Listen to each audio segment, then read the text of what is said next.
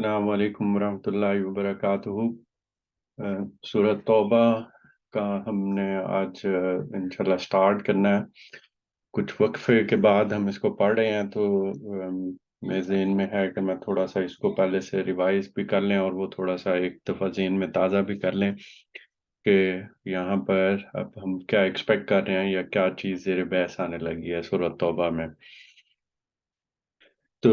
Start سے ہی دیکھیں تو بیسیکلی قرآن کیا ہے کہ قرآن میں حضور پاک صلی اللہ علیہ وسلم کی یا ایک رسول کی، اللہ تعالیٰ کے ایک رسول کی سرگزشت ہے انذار کرنے کی، خبردار کرنے کی۔ اور یہ رسالت کے منصب پہ جو فائز ہوتے ہیں تو ان کے لیے پھر اللہ تعالیٰ نے بندوبست کیا ہوا اپنی مخلوق کے لیے، وہ اس دنیا میں آتے ہیں، اور وہ اس دنیا میں آتے ہیں تو وہ اپنے مخاطبین کے لیے، وہ جن لوگوں کے اوپر انذار کا کام کر رہے ہوتے ہیں، جن کو خبردار کر رہے ہوتے ہیں، تو ان کا اس دنیا میں ہی فیصلہ کر کے رخصت ہوتے ہیں۔ پھر ایک منی عدالت یہاں پر برپا ہوتی ہے، منی عدالت اس طرح سے کہ اللہ تعالیٰ نے قیامت میں جو کام جو آخرت میں ہونا ہے، جو اللہ کی عدالت لگنی ہے، وہ ایک چھوٹے پیمانے پر رسولوں کے آنے پر ان کی قوموں کے ساتھ وہ دنیا میں ہی ہو جاتی ہے، اور تاکہ وہ دیکھنے والوں کے لیے بھی اور جو رہتی دنیا پہ بعض جو لوگ آتے رہیں گے ان کے لیے بھی ایک طرح سے نمونہ ہو، اور یہ پروف ہو جائے، عقل علم ہر طرح کے تقاضوں پہ یہ چیز بیٹھ جائے کہ یہ رسولوں کے ساتھ اللہ تعالیٰ کی مائیت کا ظہور کس طرح سے ہوتا ہے، کس طرح اللہ تعالیٰ رسولوں کے ساتھ کھڑے ہوئے دکھائی دیتے ہیں جب وہ اس دنیا میں ہوتے ہیں۔ تو اس میں مراحل ہوتے ہیں، ان میں مراحل کس طرح سے ہوتے ہیں، قرآن سے جو ثابت ہوتا ہے وہ کیا کیا ہے کہ انفرادی طور پہ خبردار کیا جاتا ہے۔ سیرت النبی کا مطالعہ کریں تو اس میں صاف پتہ چل بھی جاتا ہے کہ جی پہلے ایک ایک دو دو لوگ one to one face to face جو آپ کو جانتے ہیں، چھپ کے ایک دوسرے کو خبردار کیا جاتا ہے، بتایا جاتا ہے، وہ چیزیں واضح کی جاتی ہیں۔ پھر مرحلہ آتا ہے جس میں وہ بھی اللہ تعالیٰ ہی ڈیسائیڈ کرنے والے ہیں، اللہ تعالیٰ ہی کی طرف سے ہدایت آتی ہے کہ پھر اوپنلی پھر کھل کے خبردار کرنا ہوتا ہے، اور پھر وہ ایک پورا مرحلہ چلتا ہے ڈپینڈنگ اپون اللہ تعالیٰ ڈیسائیڈ کرتے ہیں کہ کتنا عرصہ یہ چلنا ہے۔ حضرت نوح علیہ السلام کے بارے میں پتہ ہے کہ وہ مرحلہ کب تک رہا کہ وہ 950 سال تک بھی رہا۔ حضور پاک صلی اللہ علیہ وسلم کے معاملے میں وہ تھوڑا کم و بیش آپ کو ہمیں پتہ چل جاتا ہے کہ کتنا عرصہ ہوا ہے۔ اسی طرح مختلف رسولوں کے معاملے میں وہ چیز چلتی رہتی ہے، اور پھر وہ ایک ڈیسائیڈنگ پوائنٹ آ جاتا ہے کہ جتنا خبردار کرنا تھا، جتنی ہو سکتی تھی حق بات واضح ہونی، وہ ہو چلتی ہے۔ جب وہ ہو جاتی ہے تو کوئی کسی قسم کی گنجائش نہیں رہ جاتی، تو پھر کیا ہوتا ہے، پھر ایک حکم آتا ہے کہ اب برات کا اعلان کر دیا جائے گا۔ اب مرحلہ آئے گا، اب رسولوں کو اور جتنے لوگ بھی ایمان لا چکے ہیں ان کو سیپریٹ کر دیا جائے، ان کو علیحدہ کر دیا جائے، اور باقی لوگ علیحدہ ہو جائیں، کیونکہ اب وہ عدالت اس دنیا میں ہی لگنے والی ہے۔ اور وہ ہجرت برات کے مراحل سے گزر کر جب یہ مرحلہ صادر ہوتا ہے تو پھر کیا ہوتا ہے کہ ایک طرح کی قیامت صغریٰ برپا ہو جاتی ہے، اور اس میں دو صورتیں سامنے آتی ہیں۔ دو صورتوں میں کس طرح سے ہوتی ہے کہ پیغمبر کے ساتھی اگر تعداد میں کم ہوتے ہیں اور ان کو دارالہجرت بھی میسر نہیں ہوتا کہ وہ کسی اور جگہ پر چلے جائیں، تو اس میں کیا ہوتا ہے کہ وہ جتنے بھی ساتھی ہیں ان کو وہ لے کے نکل جاتے ہیں، اور اس کے بعد پھر کیا ہوتا ہے کہ فرشتوں کے ذریعے سے اس قوم کے اوپر اللہ تعالیٰ کا عذاب آ جاتا ہے، اور اس طرح سے آتا ہے کہ ایسے معلوم ہوتا ہے کہ آسمانی فوجیں ہیں وہ نازل ہوئی ہیں، طوفان، کنکر پتھر اٹھا کر پھینکنے والی ہوائیں ہوتی ہیں، اور اس طرح سے اس قوم پر ہوتے ہیں کہ کوئی بھی پھر رسول کے مخالفین میں سے اس زمین پر باقی نہیں رہتا۔ لیکن یہ ہوتا کن لوگوں کے لیے ہے؟ یہ ان لوگوں کے لیے ہوتا ہے جو مشرکین ہیں، مشرکین کی اصطلاح یوز کی ہوئی ہے کہ جو اصلاً اس چیز کو قبول کرتے ہیں کہ ہم اللہ کا شریک ٹھہراتے ہیں اور شرک کو اپنے دین کے طور پہ استعمال کرتے ہیں یا اپنے اس کانسیپٹ کے لیے استعمال کرتے ہیں، تو ان کو جس طرح سے اللہ تعالیٰ نے آخرت میں بھی اس کو نہیں اس میں بخشنا اور اس کی کوئی معافی نہیں ہے، اسی طرح سے اس دنیا میں بھی ان کو بالکل ختم کر دیا جاتا ہے۔ اب اور ایک گروہ بھی ہے، وہ گروہ کون سا ہے؟ اہل کتاب جس طرح سے ہیں کہ وہ اصلاً توحید کے ماننے والے ہیں، اور وہ تعویل کی غلطی میں، سمجھنے کی غلطی میں یا کچھ اس طرح کی غلطی میں جب مبتلا ہوتے ہیں تو ان کو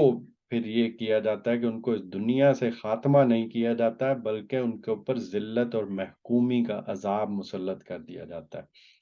تو دونوں صورتیں ہمیں معلوم ہے،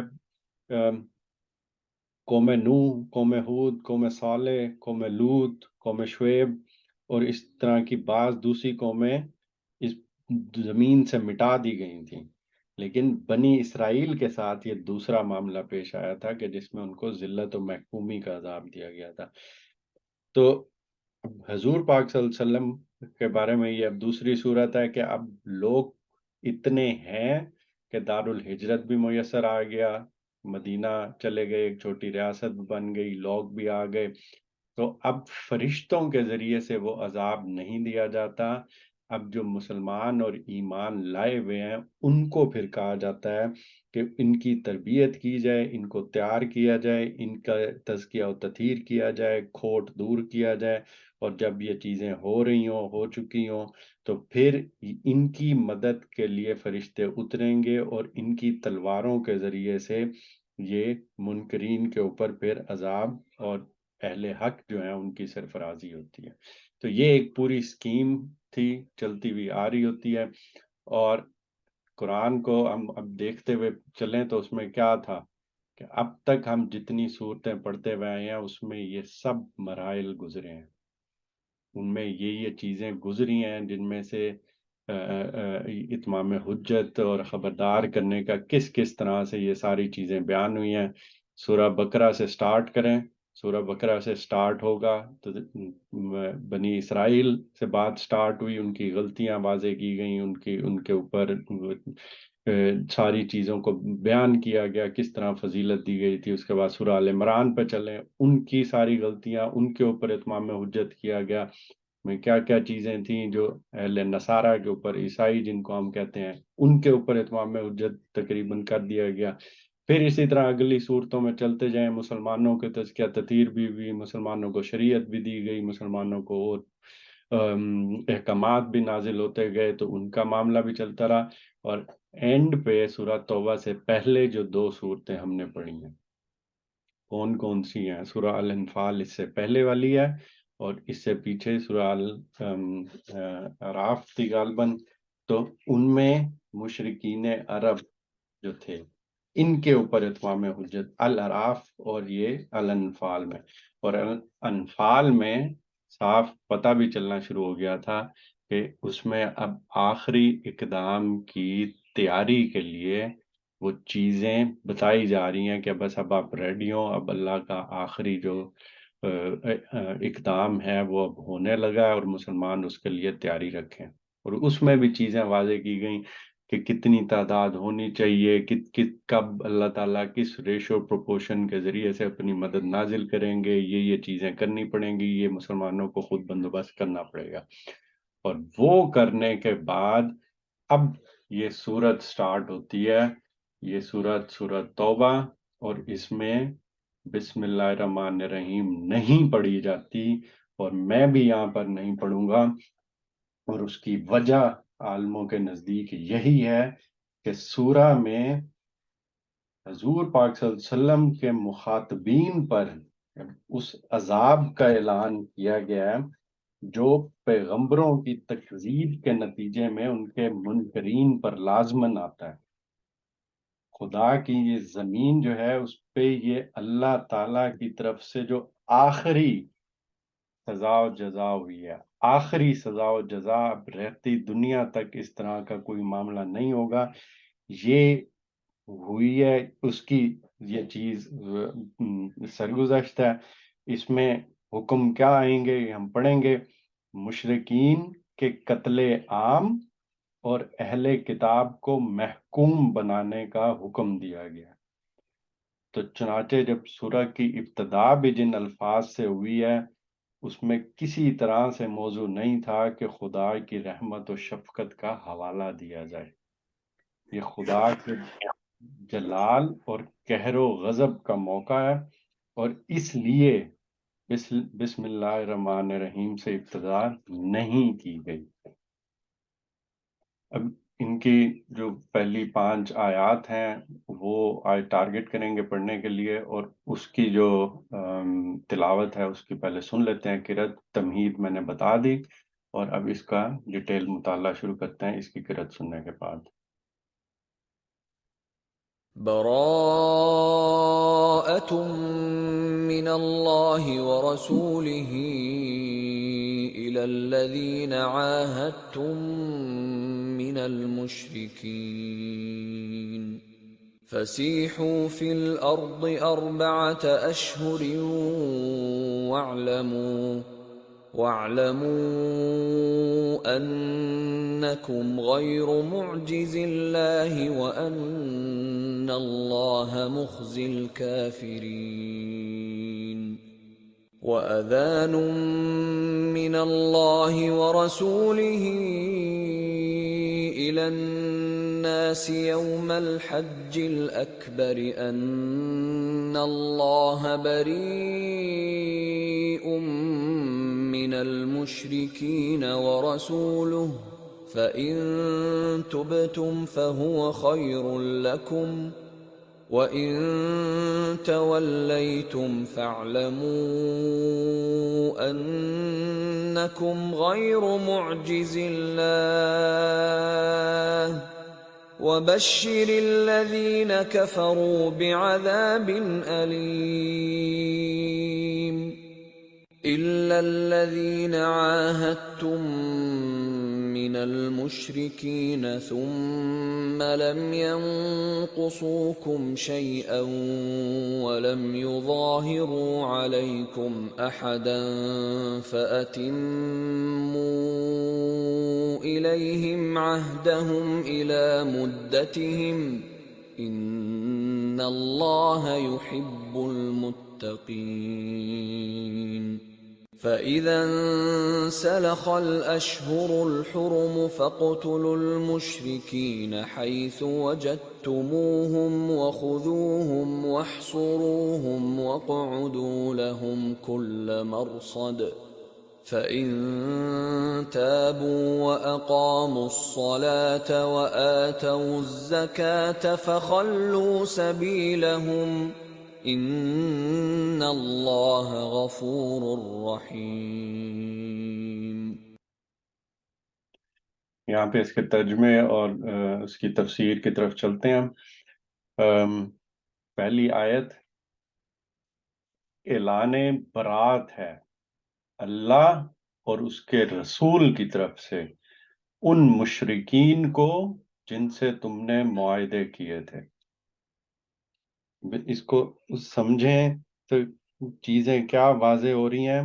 تمہید میں نے پڑھ دی، پیچھے چیزیں واضح کر دی. دنیا میں انسان کو جو رہنے اور بسنے کا جو موقع دیا گیا وہ کسی حق کی بنیاد پر نہیں ہے کہ انسان کا حق قائم ہوتا تھا کہ اس کو رہنے بسنے اس دنیا میں بھیجنے کے لیے اللہ پابند تھے. نہیں، بلکہ محض امتحان کے لیے اللہ تعالیٰ نے اس دنیا میں پیدا کیا ہے، اس دنیا میں رکھا ہوا ہے اور زندہ رکھا ہوا ہے اور بسنے کا موقع دیا گیا ہے. اور جو پیغمبروں کی طرف سے جب یہ خبردار کر دیا جاتا ہے، جب رسول کی بعثت ہو جاتی ہے، جب یہ چیزیں آخری مرحلے میں داخل ہو جاتی ہیں، حق پوری طرح سے واضح ہو گیا، اور جنہوں نے قبول کرنا تھا وہ ایمان لے آئے، جنہوں نے منکرین بن کے رہنا تھا ان کا بھی کھل کے پتہ چل گیا، تو پھر اس کے ساتھ ہی یہ ضرورت بھی ختم ہو جاتی ہے کہ ان کو باقی زندہ رکھا جائے. یہ وہ چیز ہے جو رسولوں کے بعد ان کی قوموں کو پھر اس سے واسطہ پڑتا ہے. حضور پاک صلی اللہ علیہ وسلم کے جو مخاطبین تھے ان میں یہ سب لوگ آتے تھے، مشرکین مکہ بھی تھے، عرب بھی تھے، اہل کتاب والے بھی تھے، منافقین بھی تھے، مسلمانوں کی بھی تزکیہ و تطہیر ہو رہی تھی، یہ ساری چیزیں چل رہی تھیں. تو اب حضور پاک صلی اللہ علیہ وسلم کے جو مخاطبین تھے اب اس مقام پر پہنچ گئے تھے کہ جس کے بعد اب قتل عام کا حکم دیا جا رہا ہے، قتل عام کا،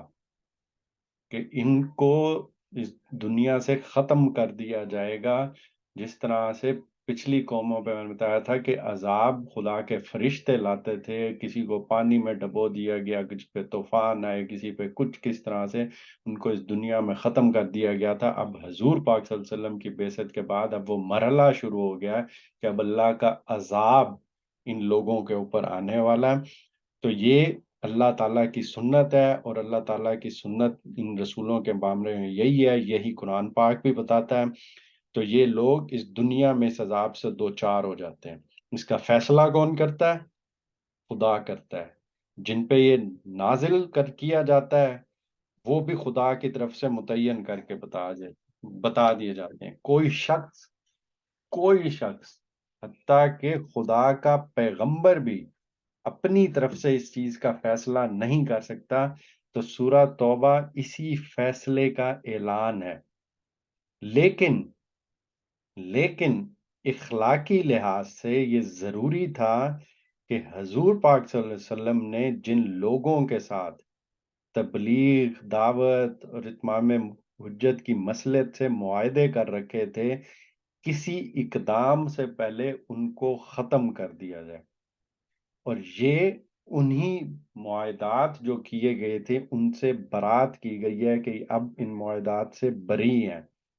تو آیت میں جو برات کے بعد الہ آتا ہے، اور یہ اس چیز کی دلیل بھی ہے کہ یہاں پہ یہ جو ابلاغ کا مفہوم ہے اسی کے اندر ہے، یعنی اب دست برداری کی اطلاع ان تک پہنچا دی جائے. سچویشن تھی کیا؟ سچویشن یہ تھی کہ مسلمان ہجرت کر کے ادھر سے پہنچے تھے، وہاں انصار بھی تھے مدینہ میں. تو اب وہاں پہ رہنے والے باقی قبائل بھی تھے اور لوگ بھی تھے، تو ان کے ساتھ معاہدے کیے گئے تھے. کس طرح کے معاہدے کیے گئے تھے؟ ڈفرنٹ معاہدوں کی نوعیت ڈفرنٹ طرح کی تھی،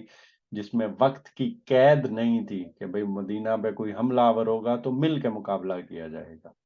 کچھ اس طرح کے مزید اور معاہدے تھے، چیزیں اس طرح کی گئی تھیں. تو اب ان میں کوئی ٹائم کی لمٹ نہیں تھی جب تک کہ کوئی ایک فریق اس کا اختتام کرنے کا اعلان نہ کر دے.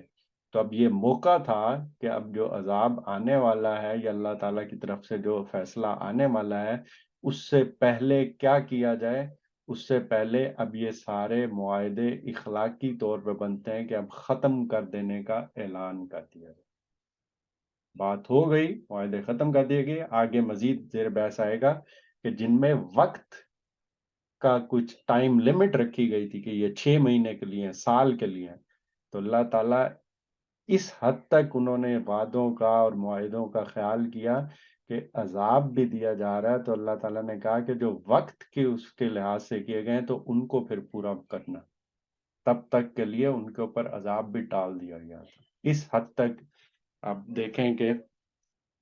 اہمیت بنتی ہے کہ جب بات کی جائے، وعدہ کیا جائے، معاہدہ کیا جائے، تو کتنا اس کا اخلاقی لحاظ سے ضرورت ہوتی ہے کہ اس کو پورا کیا جائے. اب یہاں پہ جو ٹائم کی لمٹ نہیں تھی ان باقی معاہدات سے اعلان برات کر دیا گیا. اب اس چیز سے بری ہو گئے اور اعلان کر دیا گیا. پس تم لوگ ملک میں 4 مہینے اور چل پھر لو، اور جان رکھو تم اللہ کو عاجز نہیں کر سکتے، تم اللہ کو عاجز کرنے والے نہیں ہو، اور یہ کہ اللہ منکرین حق کو رسوا کرنے والا ہے. کیا چیز؟ اب وہ مہلت بھی دی جا رہی ہے، اس مہلت کی مدت میں متعین کر دی گئی ہے کہ اب حضور پاک صلی اللہ علیہ وسلم کے مخاطبین جو آس پاس ہیں، جو مدینہ ریاست کے آس پاس ہیں، ان کو بتا دیا جائے کہ اب تمہارے پاس آخری مہلت شروع ہو گئی ہے 4 مہینے کی. اسی طرح سے باقی انبیاء کو، باقی رسولوں کو دیکھا جائے تو یہ چیز وہاں سے بھی واضح ہوتی ہے کہ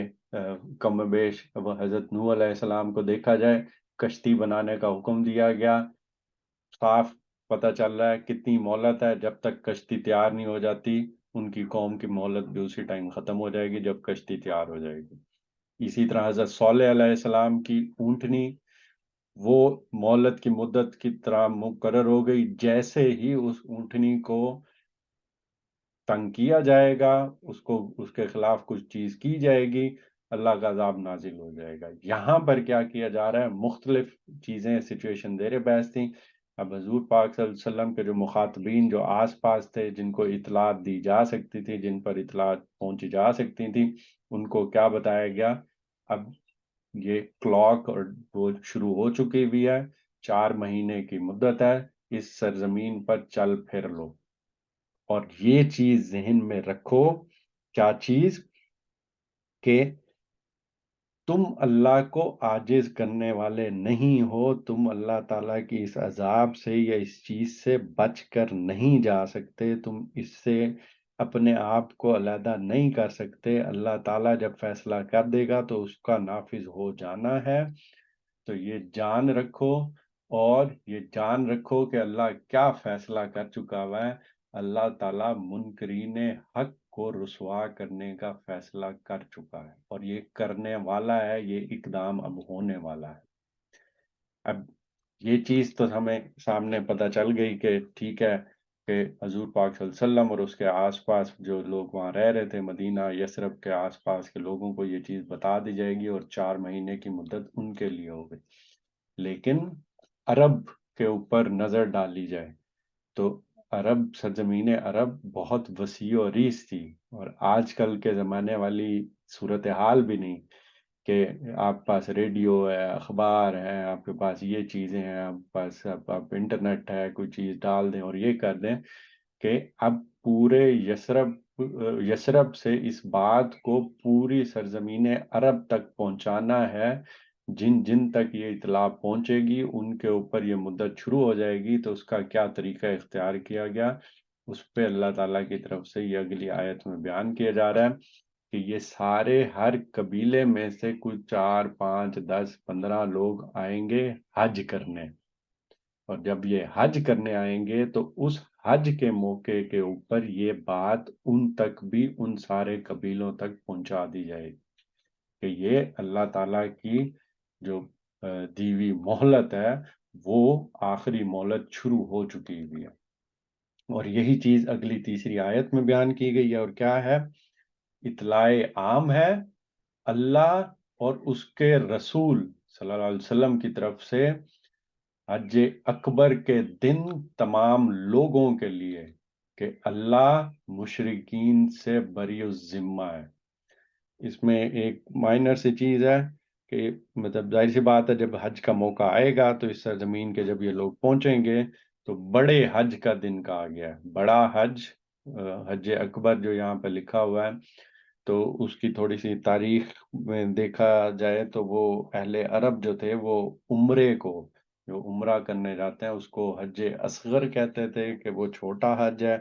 اور اس کے مقابلے میں حج کو حج اکبر کہتے تھے. تو یہ بنیادی طور پہ اسی حج کا ہی ذکر ہے جو کہ نارملی کیا جاتا ہے. ہمارے ہاں آج کل یہ اصطلاح اس طرح سے ہو گئی بھی ہے کہ اگر جمعے کے دن، اگر عرفات کے دن کا وہ ٹائم آ جائے تو اس کو حج اکبر کہہ دیا جاتا ہے. یہاں عربی اور اس زمانے کے لحاظ سے دیکھا جائے تو وہ اسی نارمل حج کے بارے میں، اس میں پھر اطلاع عام کر دی جائے گی. اس میں یہ اللہ تعالیٰ کا پیغام بتا دیا جائے گا، اور جب یہ پیغام ان تک بتا دیا جائے گا تو ان کی لمٹ اس حساب سے پھر شروع ہو جائے گی. اور اس کا رسول بھی، اللہ مشرکین سے بری الذمہ ہے، اور اس کا رسول بھی صلی اللہ علیہ وسلم، اب اگر تم لوگ توبہ کر لو تو تمہارے ہی لیے بہتر ہے، اور جو منہ پھیرتے ہو تو خوب سمجھ لو کہ تم اللہ کو عاجز کرنے والے نہیں ہو. اور اے نبی صلی اللہ علیہ وسلم، انکار کرنے والوں کو سخت عذاب کی خوشخبری سنا دو. تو یہ وہی چیز کہ جو 4 مہینے کی مہلت اوپر دی گئی تھی، اس کے گزر جانے کے بعد ان لوگوں کے خلاف تو اقدامات شروع ہو جائیں گے جو کہ آس پاس تھے، لیکن جن پر اعلان برات کی اطلاع پہنچانا ناممکن ہے۔ اس کے بعد حج کے دن کا انتظار کیا جائے گا، اس میں ملک کے کونے کونے سے لوگ جمع ہوں گے، اور ان کی وساطت سے یہ اطلاع سرزمین عرب کے باقی سب لوگوں تک پہنچا دی جائے گی، کیا کہ اللہ اور اس کے رسول صلی اللہ علیہ وسلم نے مشرکین سے برات کا اعلان کر دیا، سب ناطے، سب چیزیں، سب تعلقات ختم کر دیے جائیں گے، اب کسی قسم کا کوئی تعلق نہیں رکھا جائے گا۔ خدا کی طرف سے جو مہلت انہیں ملی ہوئی تھی اس کی مدت پوری ہو گئی ہے، وہ اب عذاب کی زد میں ہے۔ تو یہی چیز، تمام معاہدات بھی ختم کر دیے گئے تھے، اب کسی معاہدے کا امکان بھی باقی نہیں رہا۔ اب وقت کے لحاظ سے دیکھا جائے تو اس ٹائم تک کچھ معاہدات ایسے تھے کہ مسلمانوں کو پتہ بھی نہیں تھا کہ یہ اگلے حج میں جا بھی سکیں گے کہ نہیں، تو ایک طرح سے ان کو یہ بشارت بھی دی جا رہی تھی ضمناً کہ یہ ان قریب موقع آنے والا ہے جب مسلمان حج بھی کریں گے، اور ان کا منکرین پر ایسا غلبہ بھی ہو جائے گا کہ وہ حج کے موقع پر اس طرح کا اعلان کر سکیں گے۔ تو روایتوں پہ اگر ہم نظر ڈالیں، حدیثوں پہ، تو معلوم یہی ہوتا ہے کہ جو مسلمان 9 سن ہجری میں اس حج کی سعادت اندوز ہوئے تھے، یہ حج حضرت ابو بکر صدیق کی عمارت میں کیا گیا تھا، اور حضور پاک صلی اللہ علیہ وسلم کی ہدایت کے مطابق حضرت علی رضی اللہ عنہ نے قرآن کی یہ آیتیں لوگوں کو پڑھ کر سنائی تھی، جس سے پورے عرب کے مشرکین تک اطلاع پہنچانے کا اہتمام کر دیا گیا تھا۔ یہ وہ چیز تھی کہ یہ ان تک اطلاعات پہنچائی گئی تھیں۔ معلوم یہی ہوتا ہے کہ حضور پاک صلی اللہ علیہ وسلم نے اس ٹائم پہ حج نہیں کیا تھا، حضرت ابوبکر صدیق گئے تھے، لیکن ایک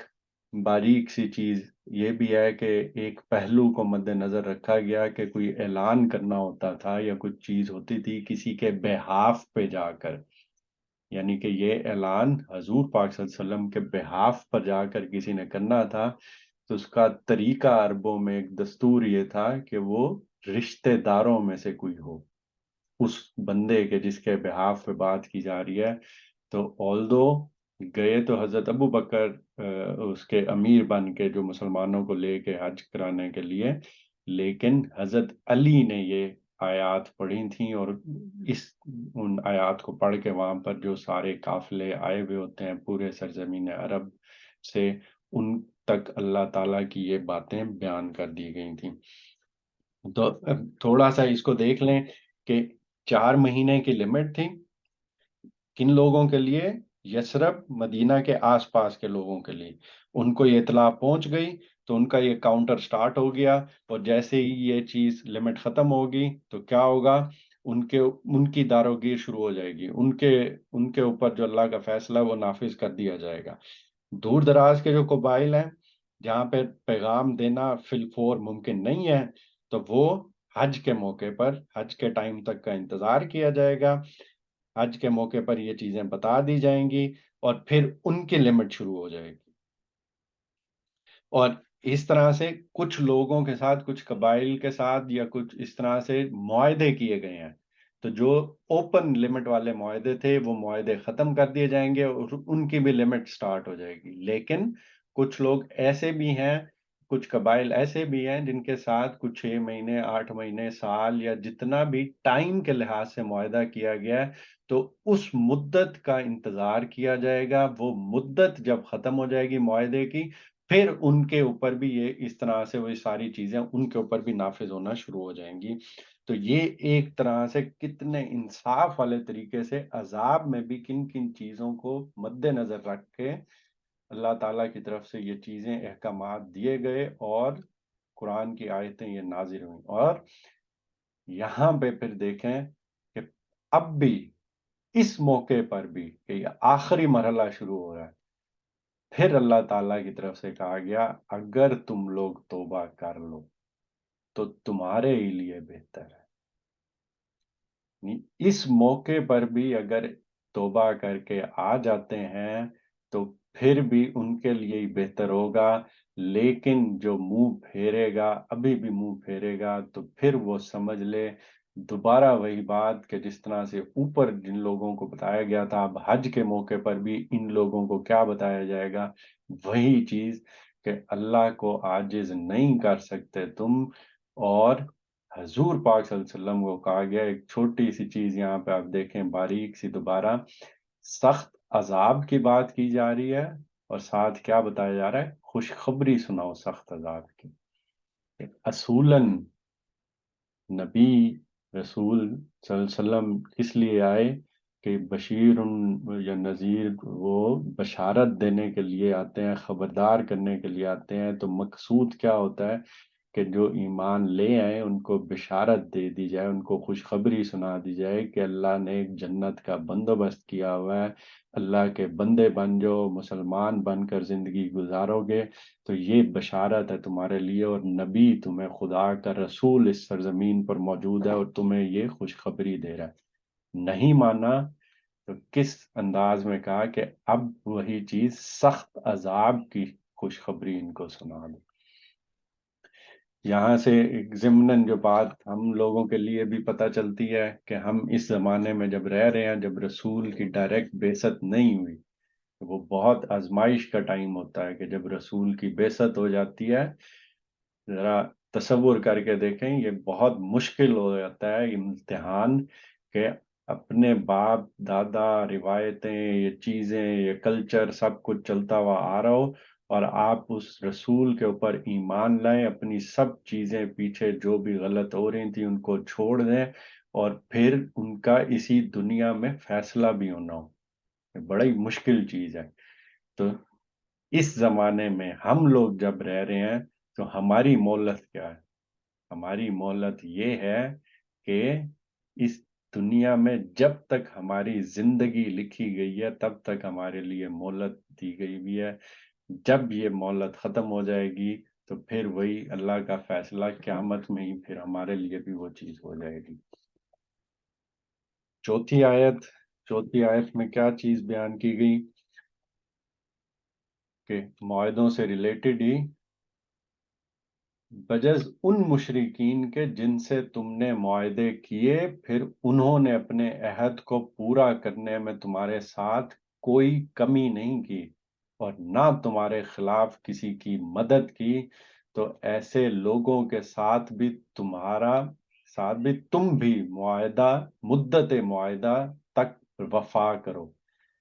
کیونکہ اللہ متقیوں ہی کو پسند کرتا ہے۔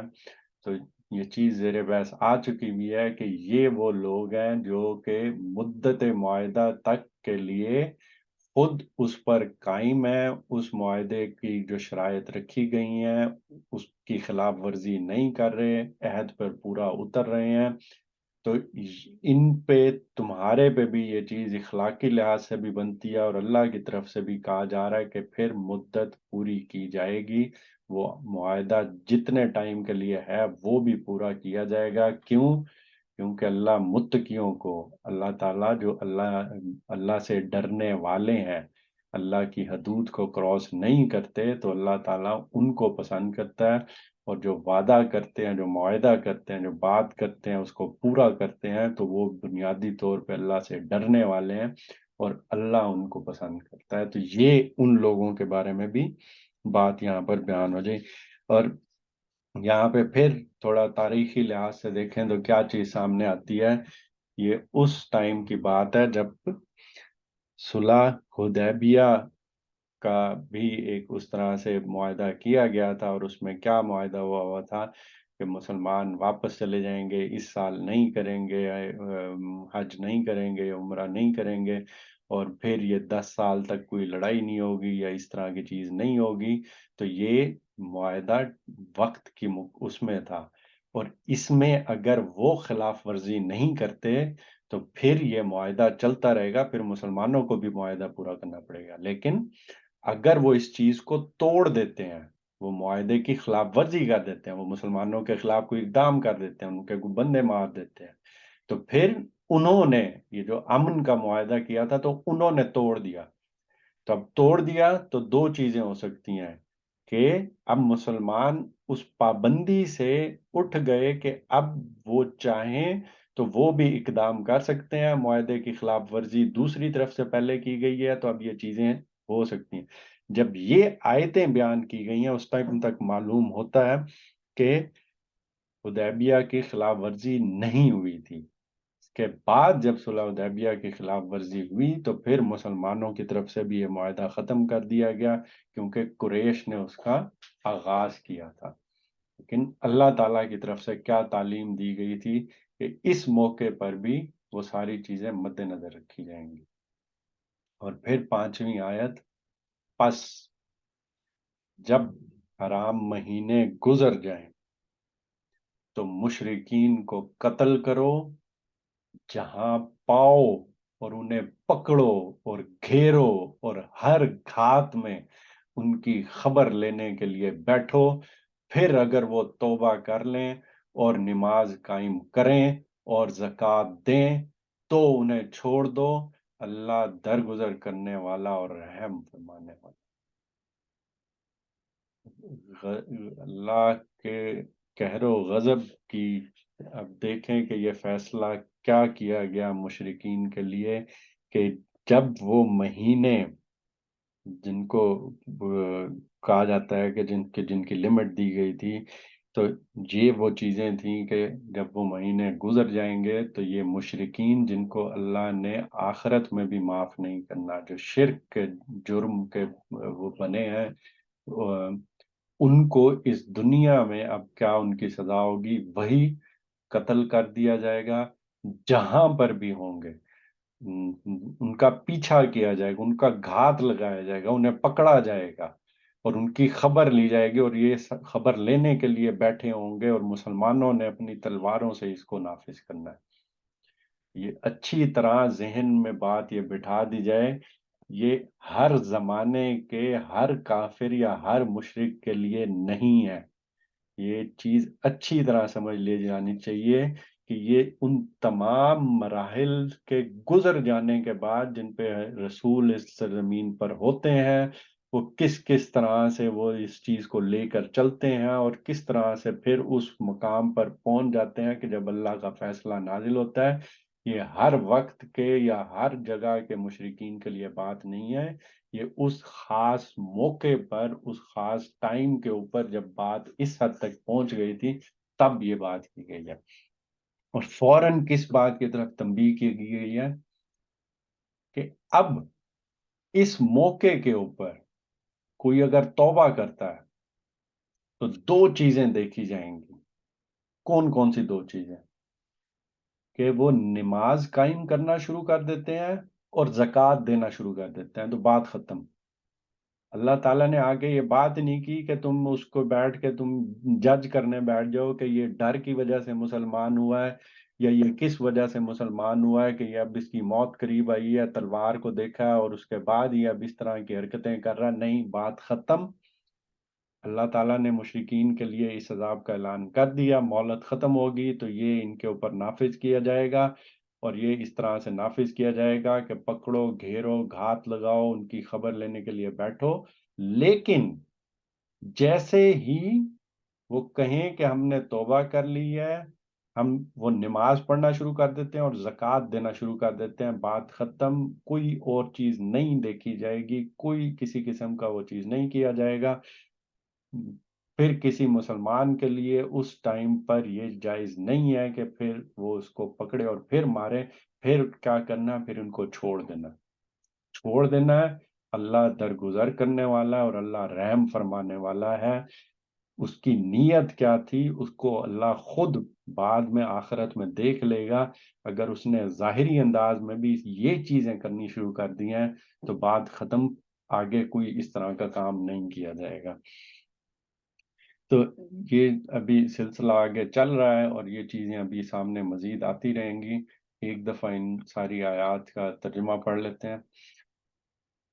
اعلان برات ہے اللہ اور اس کے رسول کی طرف سے صلی اللہ علیہ وسلم کی طرف سے ان مشرکین کو جن سے تم نے معاہدے کیے تھے، پس تم لوگ ملک میں 4 مہینے اور چل پھر لو، اور جان رکھو کہ تم اللہ کو عاجز کرنے والے نہیں ہو، اور یہ کہ اللہ منکرین حق کو رسوا کرنے والا ہے۔ اطلاع عام ہے، اللہ اور اس کے رسول صلی اللہ علیہ وسلم کی طرف سے حج اکبر کے دن تمام لوگوں کے لیے کہ اللہ مشرکین سے بری الذمہ ہے، اور اس کا رسول صلی اللہ علیہ وسلم بھی۔ اب اگر تم لوگ توبہ کر لو تو تمہارے ہی لیے بہتر ہے، اور جو منہ پھیرتے ہو تو خوب سمجھ لو کہ تم اللہ کو عاجز کرنے والے نہیں ہو، اور اے نبی صلی اللہ علیہ وسلم انکار کرنے والوں کو سخت عذاب کی خوشخبری سنا دو، سوائے یا بجز ان مشرکین کے جن سے تم نے معاہدے کیے، پھر انہوں نے اپنے عہد کو پورا کرنے میں تمہارے ساتھ کوئی کمی نہیں کی اور نہ تمہارے خلاف کسی کی مدد کی،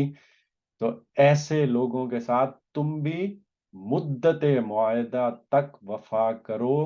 کیونکہ اللہ متقیوں ہی کو پسند کرتا ہے۔ پس جب حرام مہینے گزر جائیں تو مشرکین کو قتل کرو جہاں پاؤ، اور انہیں پکڑو اور گھیرو، اور ہر گھات میں ان کی خبر لینے کے لیے بیٹھو، پھر اگر وہ توبہ کر لیں اور نماز قائم کریں اور زکوٰۃ دیں تو انہیں چھوڑ دو، اللہ درگزر کرنے والا اور رحم فرمانے والا ہے۔ اللہ تعالیٰ سے دعا ہے کہ اللہ تعالیٰ ہمیں ایسے اعمال کرنے کی توفیق عطا فرمائے جس سے اللہ ہم سے راضی ہو جائے، اور ہمیں کوسوں، ہمیں اس طرح کی کسی قسم کی بھی چیز سے بچائے جس سے ہم خدا کے قہر و غضب کا نشانہ بنے۔